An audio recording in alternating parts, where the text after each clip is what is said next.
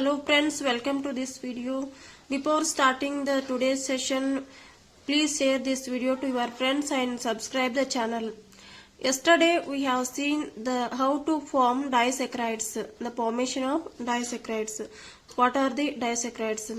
To form a disaccharide, we need to join two monosaccharides. ಒಂದು ಡೈಸ್ಯಾಕ್ರೈಡ್ form ಮಾಡಲಿಕ್ಕೆ ಎರಡು ಮೊನೋಸ್ಯಾಕ್ರೈಡ್ಸ್ ಅನ್ನ ಜಾಯಿನ್ ಮಾಡಬೇಕು.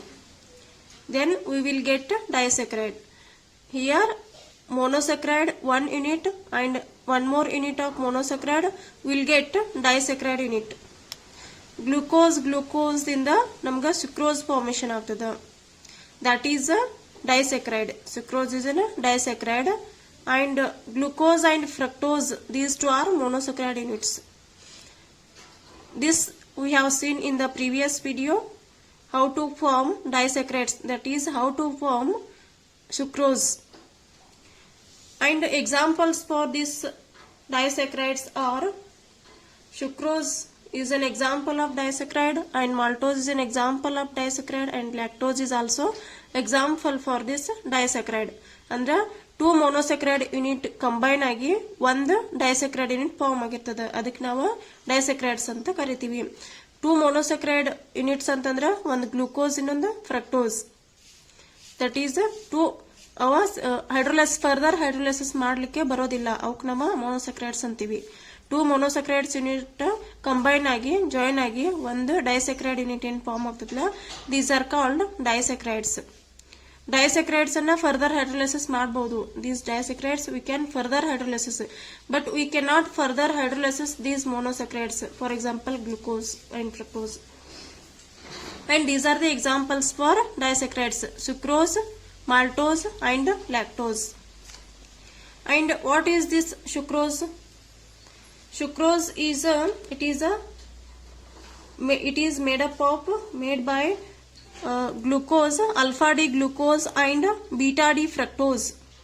This also we have seen in the previous video. Alpha D glucose ಮತ್ತು beta D fructose ಎರಡು combination ದಿಂದ ನಮಗೆ sucrose formation ಆಗ್ತದೆ. ಅಲ್ಫಾ ಡಿ ಗ್ಲೂಕೋಸ್ ಅಂತಂದ್ರೆ it is a 6 membered ring. Including this oxygen, we can consider this is a 6 membered ring. It is a alpha D glucose and beta D fructose andre it is a 5 membered ring. It is a pyranose ring structure and it is a furan ring structure. Pyranose and furan ring structure. And this is the beta D fructose because OH group is above this ring and CH2OH is below this ring at C2 carbon atom. Hence it is a beta D fructose. If you rotate this molecule about 180 degree, why should we rotate it? Because there is a reaction between this alpha D glucose and beta D fructose. C1 of this alpha D glucose and C2 of this beta D fructose. It is a disaccharide, that is sucrose. C1 carbon the alpha D glucose ಜೊತೆ C2 carbon the beta D fructose ಜೊತೆ reaction ಆಗ್ತದೆ. So ಈ molecule ಅನ್ನು ನಾವು 180 degree rotate ಮಾಡಬೇಕು.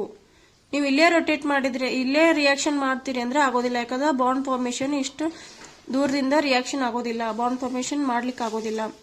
So to form this glycosidic linkage, you should flip this molecule about 180 degree along this axis. ಈ axis ಒಳಗ 180 degree ನೀವು ರೊಟೇಟ್ ಮಾಡಿದ್ರಿ ಅಂದ್ರೆ ಈ ಗ್ರೂಪ್ಸ್ ಏನದಾವಲ್ಲ ಅವೆಲ್ಲ ಈ ಕಡೆ ಬರ್ತಾವ, ಮತ್ತ ಮೇಲ್ಗಡೆ ಇದ್ ಗ್ರೂಪ್ಸ್ ಕೆಳಗೆ ಹೋಗ್ತಾವ, ಕೆಳಗಡೆ ಇರೋ ಗ್ರೂಪ್ಸ್ ಮೇಲ್ ಹೋಗ್ತಾವ. ಇದನ್ನ ನಾವು ಪ್ರೀವಿಯಸ್ ವಿಡಿಯೋ ಒಳಗ ಡಿಟೇಲ್ ಆಗಿ ನೋಡಿವಿ. So this is alpha D glucose. Alpha D glucose ಇವೇನ್ ಕಾರ್ಬನ್ ಥಿಕ್ ಲೈನ್ ಒಳಗಡೆ ಬರ್ದಿಲ್ಲ, ಇದ ಟುವರ್ಡ್ಸ್ ದ ಅಬ್ಸರ್ವರ್ ಇಂಡಿಕೇಟ್ ಮಾಡ್ತದ. ದಟ್ ಈಸ್ 3D ಇಂಡಿಕೇಶನ್ ಮಾಡ್ತದ. This thick line indicates 3D. And this is alpha D glucose. That is 1, 2, 3, 4, 5 and 6 carbon atoms. ಇವು 6 carbon atoms ಅದಾವ. Ring ಒಳಗಡೆ oxygen present ಅದ. ಇದು Haworth structure of alpha D glucose and this is a beta D fructose. That is 5 membered ring. It is a 5 membered ring. ಇದನ್ನ ನಾವು 180 degree rotate ಮಾಡಿವಿ ಈಗ already. we have rotated 180 degree. 180 degree rotate ಮಾಡಿದ್ರೆ this is a C1 carbon. C1, 2, 3, 4, 5 and 6. 1 ಈ ಕಡೆ ಇದ್ದಿದ್ದು ಈ ಕಡೆ ಶಿಫ್ಟ್ ಆಯ್ತು. ಇದನ್ನ ಈ ಕಡೆ 180 ಡಿಗ್ರಿ ರೊಟೇಟ್ ಮಾಡಿದ್ರೆ ಮೇಲ್ಗಡೆ ಇರೋ ಗ್ರೂಪ್ಸ್ ಎಲ್ಲ ಕೆಳಗಡೆ ಹೋದು, ಕೆಳಗಡೆ ಇರೋ ಗ್ರೂಪ್ಸ್ ಎಲ್ಲ ಮೇಲ್ಗಡೆ ಹೋದು. So it is in the form of 180 degree, that is alpha D glucose and beta D fructose. Now we can do the reaction very easily. ಯಾಕಂದ್ರೆ ಇವೆರಡು ಗ್ರೂಪ್ ಇಲ್ಲೇದಾವು, ಈ ಕಾರ್ಬನ್ ಇಲ್ಲೇದಾವು. C1 of alpha D glucose ಮತ್ತೆ C2 of beta D fructose. These two are very near. We can do the reaction. We can form bond between these two. ಇವೆರಡರ ನಡು ನಾವು water molecule ಅನ್ನ eliminate ಮಾಡಿದಿವಿ ಅಂದ್ರೆ OH ಮತ್ತು H ಇವೆರಡು ಕೂಡ H2O ಆಗಿ ಎಲಿಮಿನೇಟ್ ಆಗುತ್ತೆ. ಸೊ ವಾಟರ್ ಮಾಲಿಕ್ಯೂಲ್ ಎಲಿಮಿನೇಟ್ ಮಾಡಿದ್ರೆ ಏನು ಉಳಿತದ, ಇಲ್ಲಿ ರಿಮೈನಿಂಗ್ ಆಕ್ಸಿಜನ್ ಉಳಿತದ. So this is the oxygen. ಈ ಲಿಂಕೇಜ್ಗೆ ನಾವೇನಂತೀವಿ, glycosidic linkage. This linkage is called glycosidic linkage. How it will form, ಇದು ಹೆಂಗ್ ಫಾರ್ಮ್ ಆಗ್ಯದ, by the reaction between alpha D glucose and beta D fructose by the elimination of water molecule. By the removal of water molecule, we got here linkage. This linkage is called glycosidic linkage. ಈ linkage ಗೆ glycosidic linkage ಅಂತೀವಿ. 2 monomeric units combine ಆಗಿ join ಆಗಿ ನಮಗ ಒಂದ structure through and linkage we are getting this structure, that is sucrose. ಎರಡು monomeric unit combine ಆಗಿ ಒಂದು formation ಏನಾಗತ್ತದಿಲ್ಲ, this is a disaccharide, that is a sucrose. C1 of alpha D glucose and C2 of beta D fructose ಎರಡು combine ಆಗಿ through linkage we are getting this structure, this is a sucrose. ಇದಕ್ಕೆ ನಾವು sucrose ಅಂತೀವಿ. In this way we can form disaccharide. Sucrose is an example for disaccharide. Disaccharide ಹೆಂಗ್ form ಮಾಡ್ತೀವಿ ಅಂದ್ರೆ 2 monosaccharide unit combine ಆಗಿ ಒಂದು structure ಏನ್ ಬರ್ತದಲ್ಲ ಅದಕ್ಕೆ ನಾವು disaccharide ಅಂತೀವಿ. And this linkage is alpha beta glycosidic linkage. This linkage is called alpha beta because alpha D glucose ಅದ, ಇಲ್ಲಿ beta D fructose ಅದ. alpha ಮತ್ತು beta ನಡುನ ಒಂದು ಲಿಂಕೇಜ್ ಏನ್ ಫಾರ್ಮ್ ಆಗತ್ತಲ್ಲ, ಇದಕ್ಕ alpha beta glycosidic linkage. This linkage we call as a alpha beta glycosidic linkage. And next, what is the hemiacetal and acetal? We have seen this one in the previous video also. Glucose hemiacetal formation ಒಳಗಡೆ ಇದೆ and fructose also hemiketal. hemiacetal ಒಳಗಡೆ ಇದೆ, fructose hemiketal form ಒಳಗಡೆ ಇದೆ. ಇಲ್ಲಿ keto group ಇರೋದ್ರಿಂದ ketal ಅಂತೀವಿ, ಇಲ್ಲಿ ಆಲ್ಡಿಹೈಡಿಕ್ ಗ್ರೂಪ್ ಇರೋದ್ರಿಂದ hemiacetal ಒಳಗದೆ. So these two will be existing in hemiacetal and hemiketal.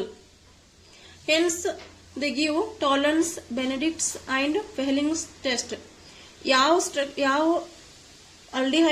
aldehydes ಅಥವಾ ketones, any sugar, which sugar is ready to give hemiacetal formation or hemiketal formation, those are give Tollens and Benedict's and Fehling's test. ಯಾವ ಹೆಮಿಎಸಿಟಲ್ ಮತ್ತು ಹೆಮಿಕೀಟಲ್ ಫಾರ್ಮ್ಗಳು ಇರ್ತಾವಲ್ಲ ಅವು Tollens, ಬೆನೆಡಿಕ್ಟ್ಸ್ ಮತ್ತು ಪೆಹ್ಲಿಂಗ್ಸ್ test ಅನ್ನ ಕೊಡ್ತಾವ. ಹೆಮಿಎಸಿಟಲ್ ಮತ್ತು ಹೆಮಿಕೀಟಲ್ ಫಾರ್ಮ್ ಒಳಗಡೆ ಇರಲಿಲ್ಲ ಅಂತಂದ್ರೆ ಇವು ಟೆಸ್ಟ್ ಕೊಡೋದಿಲ್ಲ. Tollens, Benedict's and Fehling's test ಕೊಡೋದಿಲ್ಲ. ಸೊ ಇದು ಗಿವನ್ ಸ್ಟ್ರಕ್ಚರ್ ಹೆಮಿಎಸಿಟಲ್ ಐತಿ ಅಥವಾ ಹೆಮಿಕೀಟಲ್ ಐತಿ, whether it is reducing sugar or non reducing sugar ಅಂತ ಹೆಂಗ್ ಕನ್ಫರ್ಮ್ ಆಗ್ತದಪ್ಪ ಅಂದ್ರೆ, ಯಾವ ಹೆಮಿಎಸಿಟಲ್ ಮತ್ತು ಹೆಮಿಕೀಟಲ್ ಫಾರ್ಮ್ ಒಳಗಡೆ ಇದಾವಲ್ಲ ಅವು ಏನದಾವಲ್ಲ, there is a possibility of reducing sugar.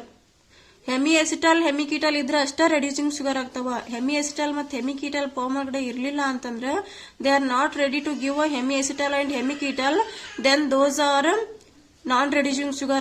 If they are ready to give hemiacetal and hemiketal, those are sugars, reducing sugars. ಅವಕ್ಕೆ ನಾವು reducing sugars ಅಂತೀವಿ. Is it clear? The reducing and non-reducing sugar. Reducing sugar means which can form or which can give hemiacetal formation or hemiketal formation. Those sugars are called reducing sugars. If they are not ready to give hemiacetal and hemiketal, those are non-reducing sugars. What is this hemiacetal and hemiketal antandre? How to identify these hemiacetal and hemiketal? ಅದು ನಮಗೆ ಹೆಂಗೆ ಗೊತ್ತಾಗ್ತದ?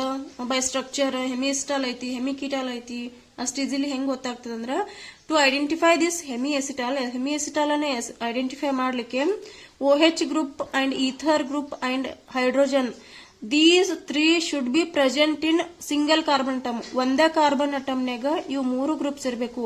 OH ಇರಬೇಕು, ether ಇರಬೇಕು, ಮತ್ತು H ಇರಬೇಕು, hydrogen ಇರಬೇಕು. ಇವು 3 ಒಂದೇ ಕಾರ್ಬನ್ ಅಟಮ್ ಒಳಗಡೆ ಪ್ರೆಸೆಂಟ್ ಇದ್ದು ಅಂದ್ರೆ ಅದಕ್ಕೆ ನಾವೇನಂತೀವಿ? ಹೆಮಿಯೆಸಿಟಾಲ್ ಅಂತೀವಿ. Suppose it is hemiketal, OH group, ether group and R group. R ಅಂದ್ರೆ ಇಲ್ಲಿ CH3 R C2H5 CH2OH. ಇಲ್ಲಿ ಇನ್ಸ್ಟೆಡ್ ಆಫ್ H ಇಲ್ಲಿ R ಚೇಂಜ್ ಅದ ನೋಡ್ರಿ. ಕೀಟನ್ ಒಳಗಡೆ R ಇರ್ತದ, ಮತ್ತು ಆಲ್ಡಿಹೈಡ್ ಆರ್ ಎಸ್ಟಾಲ್ ಒಳಗಡೆ H ಇರ್ತದ. Only this is the difference. Hemiacetal ಒಳಗಡೆ ಇವು 3 ಗ್ರೂಪ್ ಒಂದೇ ಕಾರ್ಬನ್ ಅಟಮ್ ಒಳಗಡೆ ಇರಬೇಕು. ಹೆಮಿಕೀಟಾಲ್ ಒಳಗಡೆ ಇವು 3 group, OH group, ether group ಮತ್ತು R ಗ್ರೂಪ್ ಒಂದೇ ಕಾರ್ಬನ್ ಅಟಮ್ ಒಳಗಡೆ ಪ್ರೆಸೆಂಟ್ ಇರಬೇಕು. Then only we can consider these are hemiacetals and these are hemiketals. ಅವಕ್ಕಷ್ಟ ನಾವು ಹೆಮಿಯೆಸಿಟಾಲ್ಸ್ ಮತ್ತು ಹೆಮಿಕೀಟಾಲ್ಸ್ ಅಂತೀವಿ. ಒಂದೇ ಕಾರ್ಬನ್ ಅಟಮ್ ಒಳಗಡೆ ಇವು ಪ್ರೆಸೆಂಟ್ ಇರಲಿಲ್ಲ ಅಂದ್ರೆ those are not hemiacetals and those are non reducing sugars. ಅವಕ್ಕೆ ನಾವು ರೆಡ್ಯೂಸಿಂಗ್ ಶುಗರ್ಸ್ ಅಂತ ಹೇಳಕ್ ಬರಂಗಿಲ್ಲ. ರೆಡ್ಯೂಸಿಂಗ್ ಶುಗರ್ ಇರ್ಬೇಕಂದ್ರ ಹೆಮಿಯೆಸಿಟಾಲ್ ಎಕ್ಸಿಸ್ಟ್ ಆಗಬೇಕು. ಹೆಮಿಯೆಸಿಟಾಲ್ ಆಗ್ಬೇಕಂದ್ರ OH ಗ್ರೂಪ್, ಈಥರ್ ಗ್ರೂಪ್ ಮತ್ತು hydrogen these should be present in single carbon atom, ಒಂದೇ ಕಾರ್ಬನ್ ಅಟಮ್ ಒಳಗೆ ಪ್ರೆಸೆಂಟ್ ಇರಬೇಕು. ಹೆಮಿಕೀಟಾಲ್ ಅಂತಂದ್ರೆ OH group, ether group and R group should be present in a single carbon atom. Then only we can consider hemiketal. And if it is hemiketal that is a reducing sugar. Hemiketal ಇತ್ತಂದ್ರೆ reducing sugar ಅಂತೀವಿ. We will see the example.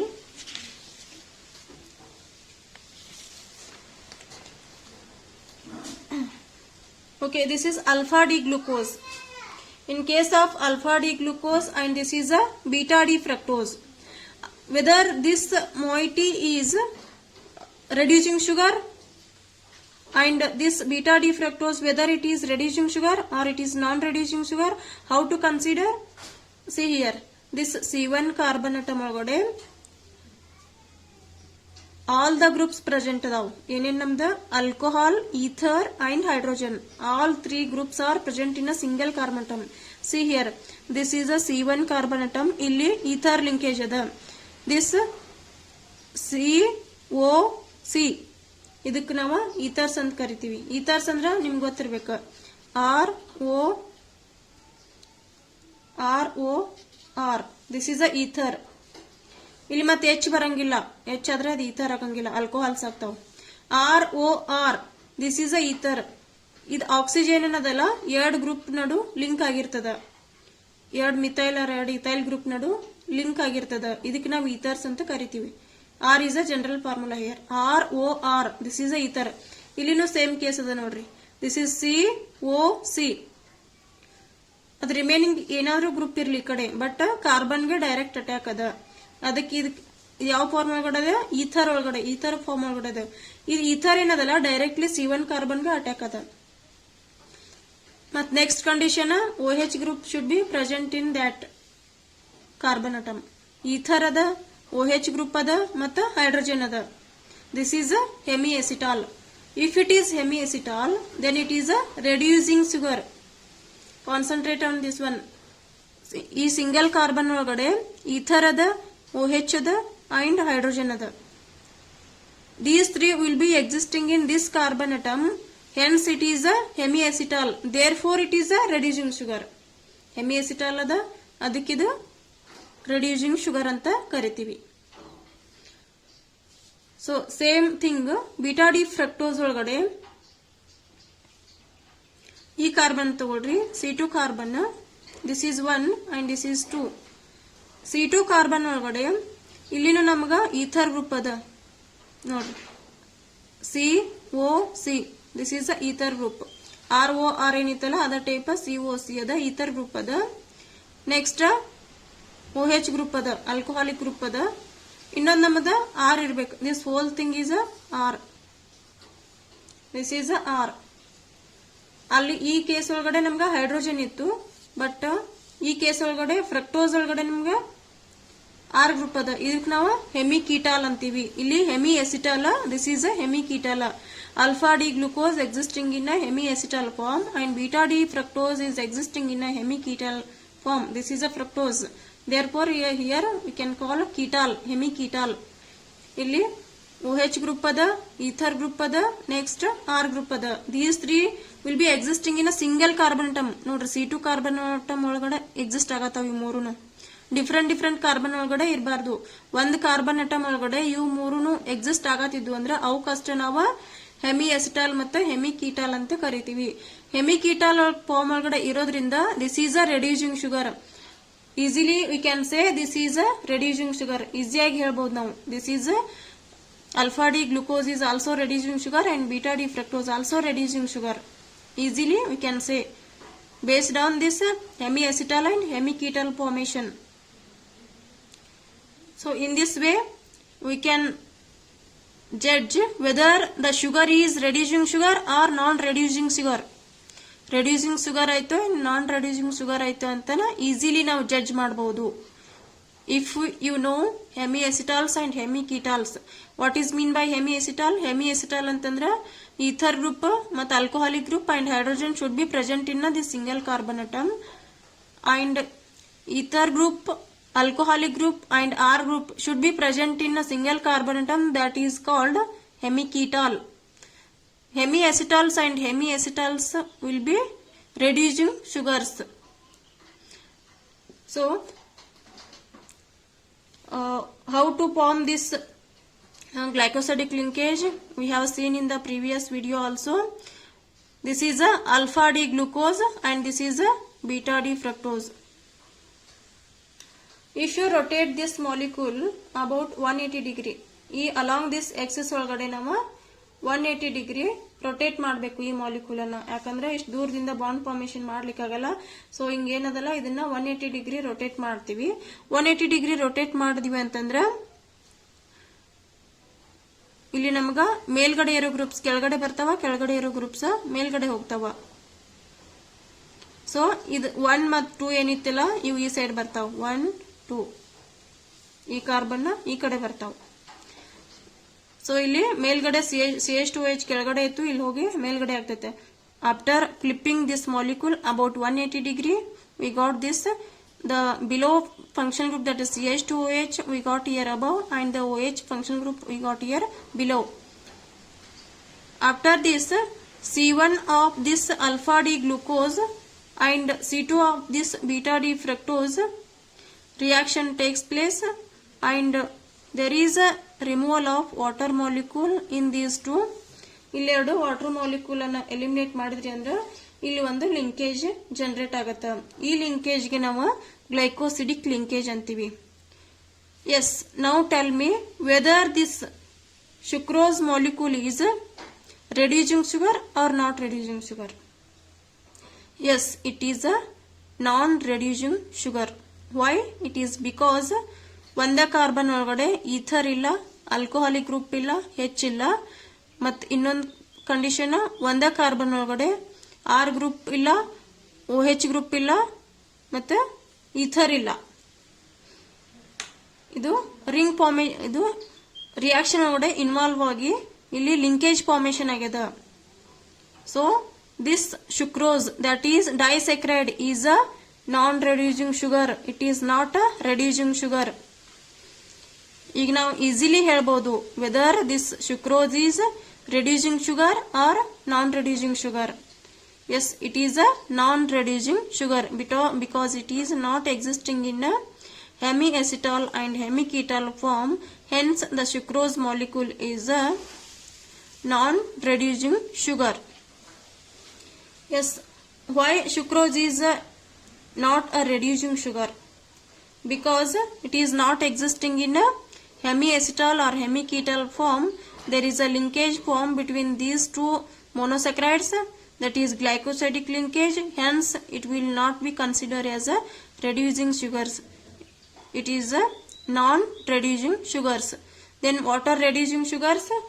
Glucose and this fructose, these two are the reducing sugars because they have in a single carbon atom these three groups, ether group ಮತ್ತು hydrogen and OH group. hemiacetal ಒಳಗಡೆ ಇದೆ ಮತ್ತು ಇನ್ನೊಂದು ether OH and R group hemiketal ಒಳಗಡೆ present ಇದೆ. Hence alpha D glucose and beta D fructose are existing as a reducing sugars. But if you consider this sucrose, it is a non-reducing sugar. Therefore, you may get questions like sucrose is not reducing sugars. Why? Because there is no hemiacetal or hemiketal form. Hence, these are the non-reducing sugars. If there is a note for this, if any compound have OH, ether, H, hemiacetal or hemiketal, it will be a reducing sugar. ಯಾವ compound ಒಳಗಡೆ ಹೆಮಿಎಸಿಟಲ್ ಮತ್ತು ಹೆಮಿಕೀಟಲ್ formation ಮಾಡೋ capacity ಇರ್ತದಲ್ಲ ಅವಕ್ಕೆ ನಾವು reducing sugars ಅಂತೀವಿ. ಹೆಮಿಎಸಿಟಲ್ ಅಂದ್ರೆ these three groups OH, ether ಮತ್ತು ಹೈಡ್ರೋಜನ್. ಹೆಮಿಕೀಟಲ್ ಅಂತಂದ್ರೆ OH, ಈಥರ್ ದೆನ್ R. ಯಾವ ಕಂಪೌಂಡ್ ಒಳಗಡೆ ಇವೆಲ್ಲ ಪಾಸಿಬಲ್ ಅದಾವಲ್ಲ ಅವಕ್ಕೆ ನಾವು ರೆಡ್ಯೂಸಿಂಗ್ ಶುಗರ್ಸ್ ಅಂತೀವಿ. If it is not possible to form hemiacetal or hemiketal, then those are non-reducing sugars. ಅದಕ್ಕೆ ನಿಮ್ಗೆ ಯಾವುದೇ ಎಕ್ಸಾಂಪಲ್ ಕೊಟ್ಟರು ಈಸಿಯಾಗಿ ನೀವು ಜಡ್ಜ್ ಮಾಡಬಹುದು. ಇವಾಗ whether the given monosaccharide or whether the given sugar in it sugar is reducing or non reducing. ಯಾವುದಾದ್ರೂ ಒಂದು ಶುಗರ್ ಕೊಟ್ರೆ ಅದು ರೆಡ್ಯೂಸಿಂಗ್ ಆಯ್ತು ಅಥವಾ ನಾನ್ ರೆಡ್ಯೂಸಿಂಗ್ ಐತೆ ಅಂತ ಈಸಿಯಾಗಿ ನೀವು ಹೇಳ್ಬಹುದು. So this is about disaccharides. Then we move towards inversion of sugar. What is this inversion of sugar? That is called invert sugar. Inversion of sugars ಅಂತಂದ್ರೆ ಏನಿದು? What is this inversion of sugars? Yes, sucrose, it is a disaccharide. Sucrose ಏನದಲ್ಲ ಇದು disaccharide. What is the molecular formula of this sucrose? Previous video ಒಳಗೂ ನಾವು ಇದನ್ನ discuss ಮಾಡಿವಿ. C12H22O11. This is a sucrose. ಇದನ್ನ ನಾವು ಹೈಡ್ರೋಲೈಸಿಸ್ ಮಾಡಿದ್ರೆ ನಮ್ಗೆ 2 monomeric unit ಬರ್ತಾವ. One is glucose, another is fructose. Glucose monomeric unit ಬರ್ತದ, ಇನ್ನೊಂದು fructose monomeric unit ಬರ್ತದ. And what is this invert sugar? This is if you take this sucrose molecule, if you consider the sucrose molecule in a container, yes, it is a container. If you take sucrose, ಇಲ್ಲಿ sucrose add ಮಾಡಿದ್ರಿ ಅಂತಂದ್ರೆ ಇದಕ್ಕ plane polarised light pass ಮಾಡ್ರಿ. ಒಂದು container ತಗೊಳ್ರಿ, ಅದ್ರಾಗ sucrose molecule ಹಾಕ್ರಿ, ಇದಕ್ಕೆ ಪ್ಲೇನ್ ಪೋಲರೈಸ್ಡ್ ಲೈಟ್ ಪಾಸ್ ಮಾಡ್ರಿ. Then it will rotate, this sugar will rotate around 66.5 degree. Okay, how we can confirm whether it is rotating like this dextrorotatory or it is rotating through an angle of 66.5 degree? It is only by the experiment. ಇದು ನಮ್ಗ experiment ದಿಂದ ಮಾತ್ರ ಗೊತ್ತಾಗ್ತದ. we cannot see through naked eye. ನಮ್ಗ experiment ಇರ್ಲಾರ್ದ ಇದು ಗೊತ್ತಾಗೋದಿಲ್ಲ. So sucrose molecule ಅನ್ನ ತಗೊಂಡು ಅದಕ್ಕೆ ಪ್ಲೇನ್ ಪೋಲರೈಸ್ಡ್ ಲೈಟ್ ಪಾಸ್ ಮಾಡ್ರಿ. Plane polarised light means unidirectional light. Normal light ಏನ್ ಯೂಸ್ ಮಾಡ್ತೀವಲ್ಲ ಅದು ಮಲ್ಟಿ ಡೈರೆಕ್ಷನಲ್ ಒಳಗಡೆ ಇರ್ತದ, ಸ್ಪ್ರೆಡ್ ಆಗಿರ್ತದ. ಬಟ್ ಇದು ಪ್ಲೇನ್ ಪೋಲರೈಸ್ಡ್ ಲೈಟ್ ಅಂದ್ರ ಪ್ರಿಸಮ್ ಒಳಗಡೆ ಪಾಸ್ ಮಾಡಿದ್ರಿ ಅಂದ್ರ ಅದ್ರದ್ದು ವೇವ್ ಲೆಂತ್ ಸಿಂಗಲ್ ಇರ್ತದ. So single unidirectional, this unidirectional light, that is plain polarized light pass ಮಾಡಿದ್ರೆ ಸುಕ್ರೋಸ್ ಏನ್ ಕಂಟೈನರ್ ಇರ್ತದಲ್ಲ ಅದಕ್ಕೆ ಪಾಸ್ ಮಾಡಿದ್ರೆ it will rotate around 66.5 degree plus 66.5 degree ಒಳಗ ರೊಟೇಟ್ ಆಗ್ತದ. that is clockwise direction, through clockwise direction. And this is a dextrorotatory. This is called dextrorotatory. ಇದಕ್ಕೆ ನಾವು dextrorotatory ಅಂತ ಕರಿತೀವಿ. This is pure sucrose. Pure sucrose molecule ತಗೊಂಡು plane polarised light pass ಮಾಡಿದ್ರಿ ಅಂದ್ರೆ it will rotate around 66.5 degree with a clockwise direction, which is called dextrorotatory. So if you hydrolyze this sucrose molecule, ಈ sucrose molecule ಅನ್ನು ನೀವು hydrolysis ಮಾಡಿದ್ರಿ ಅಂದ್ರೆ under acidic condition H+C acidic condition ಒಳಗಡೆ sucrose molecule ಅನ್ನು hydrolysis ಮಾಡಿದ್ರೆ you will get glucose and fructose. Glucose ಮತ್ತು fructose 2 monomeric units ಬರ್ತಾವ. The molecular formula of glucose is also C6H12O6 and the fructose is also C6H12O6. Molecular formula same ಇದ್ರೂ structural arrangement different ಐತಿ. ಆ base ಮೇಲೆ ನಾವು glucose fructose ಅನ್ನ divide ಮಾಡಿವಿ. Glucose and fructose we got here glucose and fructose by the hydrolysis of this sucrose molecule under acidic condition. We got glucose and fructose 2 monomeric sugar units. And here we are getting glucose. It will rotate around 52.5 degree plus 52.5 degree. It is a dextrorotatory. And this fructose is rotating in a levorotatory manner. ಇದು ಡೆಕ್ಸ್ಟ್ರೋರೊಟೇಟರಿ rotate ಆಗತ್ತದ, ಇದು ಲಿವರೊಟೇಟರಿ ಒಳಗ rotate ಆಗತ್ತದ. So ಈ container ಒಳಗಡೆ ನಮ್ಗ sucrose ಇತ್ತು pure. It is rotated around 66.5 degree which is a dextrorotatory, purely dextrorotatory ಇತ್ತು. After hydrolysis in a solution what we have, ಈ ಸೊಲ್ಯೂಷನ್ ಒಳಗಡೆ we have glucose as well as fructose. ಗ್ಲೂಕೋಸ್ನು ಐತಿ ಮತ್ತು ಫ್ರಕ್ಟೋಸ್ನು ಐತಿ. Glucose as well as fructose. Yes, it is rotating about rotating in a solution glucose as a and fructose. Sucrose ತಗೊಂಡು ಇದನ್ನ hydrolysis ಮಾಡಿದ್ರಿ ಅಂದ್ರೆ ನಮ್ಗ ಗ್ಲೂಕೋಸ್ ಫ್ರಕ್ಟೋಸ್ ಏನ್ ಬರ್ತಾವಲ್ಲ ಸೇಮ್ ಕಂಟೈನರ್ ಒಳಗಡೆ ಇರ್ತಾವ. ಸೇಮ್ ಕಂಟೈನರ್ ಒಳಗಡೆ ಇರೋದ್ರಿಂದ here glucose is trying to rotate about 52.5 degree, that is plus 52.5 degree. But this fructose is rotating, this is trying to rotate about minus 92 degree levorotatory. ಇದು plus 52.5 degree ಒಳಗೆ rotate ಆಗಕ್ try ಮಾಡ್ತದ. But ಇದು fructose ಏನದಲ್ಲ, this is minus 92 degree ಒಳಗೆ rotate ಆಗಕ್ ಮಾಡ್ತದ. ಇದು ಪ್ಲಸ್ ಈ ಕಡೆ ರೊಟೇಟ್ ಆಗ್ತದ ಈ ಸೈಡ್, ದೆನ್ ಇದು 92 ಡಿಗ್ರಿ ಒಳಗೆ ರೊಟೇಟ್ ಆಗತ್ತದ. ಇದು ಈ ಕಡೆ ಹೋಗಕ್ ಟ್ರೈ ಮಾಡ್ತದ ಅಂಡ್ ಇದು ಈ ಕಡೆ ಹೋಗಕ್ ಟ್ರೈ ಮಾಡ್ತದ. ಹಿಯರ್ 92 is greater, 52 ಕಂಪೇರ್ ಮಾಡಿದ್ರೆ irrespective of this sign 92 greater ಅದ. ಇದು ಈ ಕಡೆ ತಳ್ತದ 52 ಡಿಗ್ರಿಗೆ, ಇದು ಈ ಕಡೆ ತಳ್ತದ 92 ಡಿಗ್ರಿಗೆ. By this 52 plus 52.5 degree and minus 92 degree and resultant angle of rotation is minus 39.5 degree.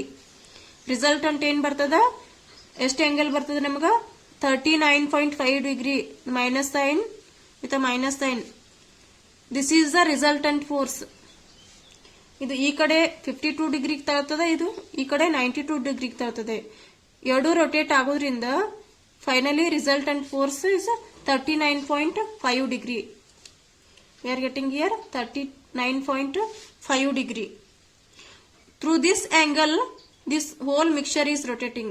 ಇಲ್ಲೇನ್ ಕಂಟೈನರ್ ಒಳಗಡೆ ಗ್ಲೂಕೋಸ್ ಮತ್ತು ಫ್ರಕ್ಟೋಸ್ ಅದಲ್ಲ, ಈ ಆಂಗಲ್ ಒಳಗಡೆ ರೊಟೇಟ್ ಆಗ್ತದ. But it is a negative, hence it is called levorotatory. Only glucose dextrorotatory rotate ಆಗ್ತಿತ್ತು, only fructose levorotatory rotate ಆಗ್ತಿತ್ತು. But ಎರಡರದ್ದು ಕಾಂಬಿನೇಷನ್ ಏನದಲ್ಲ ನೆಗೆಟಿವ್ ಸೈನ್ ಬರತ್ತದ ನಮ್ದು, minus 39.5 degree. That is it is rotating levo in levo. So it is called levorotatory. This whole mixture is rotating in a levorotatory fashion because it is a plus. Here see it is a pure sucrose, it is a plus, and this is a minus 39 degree. Overall we are getting minus 39.5 degree. It is called invert sugar. This is called invert sugar. Here there is a inversion taking place. Inversion ಆಗತ್ತದ ಯಾಕಂದ್ರೆ pure ಇದ್ದಾಗ 66.5 degree ಒಳಗೆ rotate ಆಗ್ತಿತ್ತು. ಇದನ್ನ ನಾವು acid hydrolysis ಮಾಡಿದ್ವಿ ಅಂದ್ರೆ glucose ಮತ್ತು ಫ್ರಕ್ಟೋಸ್ ಏನ್ ಮೊನೋಮರಿಕ್ ಯೂನಿಟ್ ಬರ್ತಾವಲ್ಲ, glucose is trying to rotate 52.5 degree and fructose is trying to rotate about 92 degree minus 92 degree. This is a dextrorotatory but this is a levorotatory. The overall resultant force is a levorotatory because it is minus 39.5 degree. Glucose 52.5 degree ಒಳಗಡೆ rotate ಆದ್ರೆ fructose minus 92 degree rotate ಆಗ್ಲಿಕ್ಕೆ try ಮಾಡ್ಲಿಕ್ಕತ್ತದ. So over all resultant force ಎಷ್ಟು ಬರ್ತದ ಅಂದ್ರೆ minus 39.5 degree ಬರ್ತದ. Hence it is called inversion of sugar. ಇದಕ್ಕೆ ನಾವು ಇನ್ವರ್ಷನ್ ಆಫ್ ಶುಗರ್ ಅಂತೀವಿ ಯಾಕಂದ್ರೆ ನೆಗೆಟಿವ್ ಸೈನ್ ಬರತ್ತದ, ಅಂದ್ರೆ ಅಪೋಸಿಟ್ ಡೈರೆಕ್ಷನ್ ಒಳಗಡೆ ರೊಟೇಟ್ ಆಗತ್ತದ. ಸೇಮ್ ಡೈರೆಕ್ಷನ್ ಒಳಗಡೆ ರೊಟೇಟ್ ಆಗಿತ್ತು ಅಂತಂದ್ರೆ ಅದಕ್ಕೆ ನಾವು ಇನ್ವರ್ಷನ್ ಆಫ್ ಶುಗರ್ ಅಂತ ಕರಿತಿರಲಿಲ್ಲ. But it is rotating in inversion direction. ಇದು ಗ್ಲೂಕೋಸ್ ಏನದಲ್ಲ, it is rotating like this. Yes, it is rotating like this. But this fructose is rotating like this. Inversion form ಒಳಗಡೆ rotate ಆಗತ್ತದ. ಇದು clock wise direction ಒಳಗಡೆ rotate ಆದ್ರೆ ಇದು aunty clock wise direction ಒಳಗಡೆ rotate ಆಗ್ತದೆ. So this is a dextro rotatory and this is a Livo rotatory. But over all resultant force is Livo rotatory. It is rotating in opposite direction, that is inward direction. So called it is the inversion of sugar. And this sucrose is called invert sugar. ಅದಕ್ಕೆ ನಾವು sucrose ಗೆ invert sugar ಅಂತೀವಿ after hydrolysis. Pure sucrose ittandre that is dextrorotatory, but after hydrolysis whatever we are getting the monomeric units like glucose and fructose, this is levorotatory, that is inversion of sugar, that is it is called invert sugar. Yes, it is very simple. Sucrose is dextrorotatory and the after hydrolysis what we got, hydrolysis ಆದ್ಮೇಲೆ ನಮಗೇನು glucose ಮತ್ತು fructose ಬರುತ್ತವಲ್ಲ, ಒಂದು ಡೆಕ್ಸ್ಟ್ರೋರೊಟೇಟರಿ ಅದ, ಇನ್ನೊಂದು ಲಿವೋರೊಟೇಟರಿ ಅದ. Over all resultant ಏನ್ ಬರ್ತದಲ್ಲ ಅದು ಲಿವೋರೊಟೇಟರಿ ಅದ. This is called invert sugar ಅಂತ ಕರಿತೀವಿ. Please concentrate on this concept. This is very important. Whatever you are getting the combination in solution, you have glucose and fructose. These two are the resultant angle is minus 39.5 degree and this is called invert sugar or inversion of sugar, because plus and minus which gives a minus which is 39.5 degree. This is called inversion of sugar. Hence this sucrose is after hydrolysis whatever you got now, this is a invert sugar. Thank you for watching this video.